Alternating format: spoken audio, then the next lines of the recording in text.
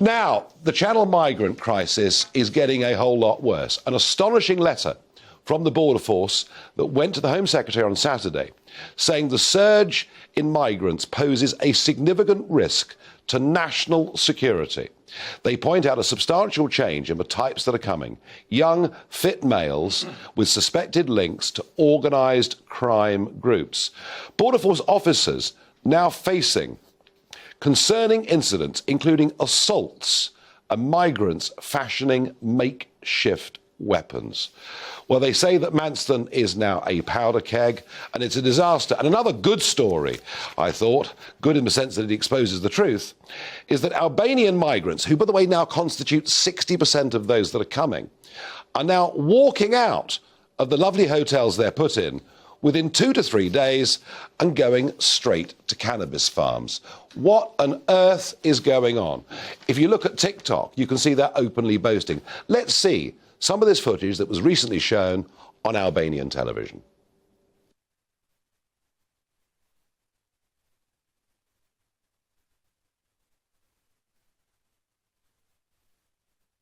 You will have water, yeah. Okay, so look, this is a joke. They're boasting on TikTok that, you know, come to Britain, join a criminal gang, and because of a piece of legislation that Mrs May put in place, wasn't she brilliant? In 2015, then many of them will claim actually they've been conned by the traffickers. But what is going on? Well, let's go to Albania. Let's be joined by Ervin Koçi.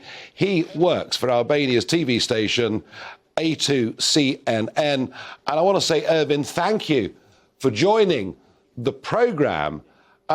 What is it? Why are the criminal classes from Albania headed towards the United Kingdom?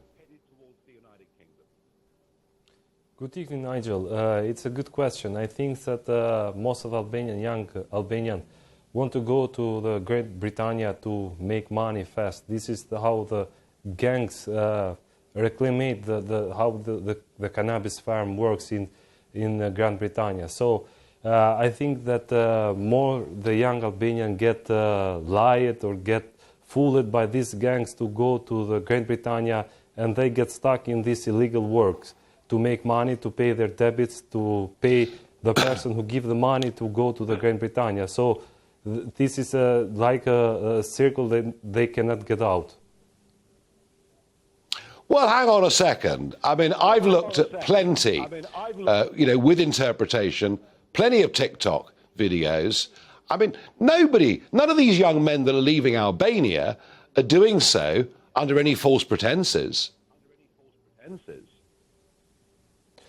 TikTok is like a TV show where the gangs reclaim their job. They can cross the channel with £5,000 to £7,000, and this is the price that the young Albanian has to pay to cross the channels to go illegally to the United Kingdom. So the TikTok basically is it's the front door of this illegal crime. Now, Albania is a NATO member. It is an applicant country to join the European Union.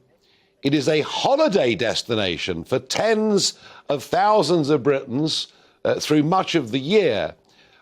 Presumably, given that this is, and you've said so yourself, illegal immigration, if we start to send back plane loads, roughly 7,000 who've come recently from Albania, presumably these young men will be welcomed back in your country.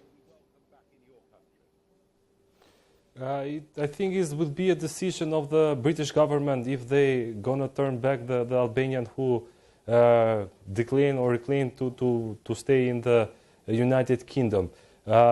Most of them, I told before, are the victim of the criminal groups who recruit them to work as cannabis farm. So I think the victim cannot be blamed for their crime, but that need to support. But this is not amnesty for this illegal work that they do in the United Kingdom.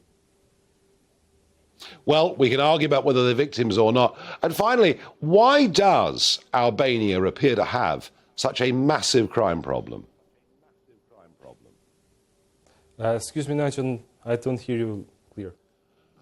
I said, why does Albania seem to have such a big crime problem? I don't think that Albania represents the major crime in the United Kingdom. It's a small part also of a big puzzle. The Albanians are, let's say, cheap workers, don't get too much money to go in this kind of work, illegal work. That's why Albanian, it's more like a fashion name by the criminal gangs in these days.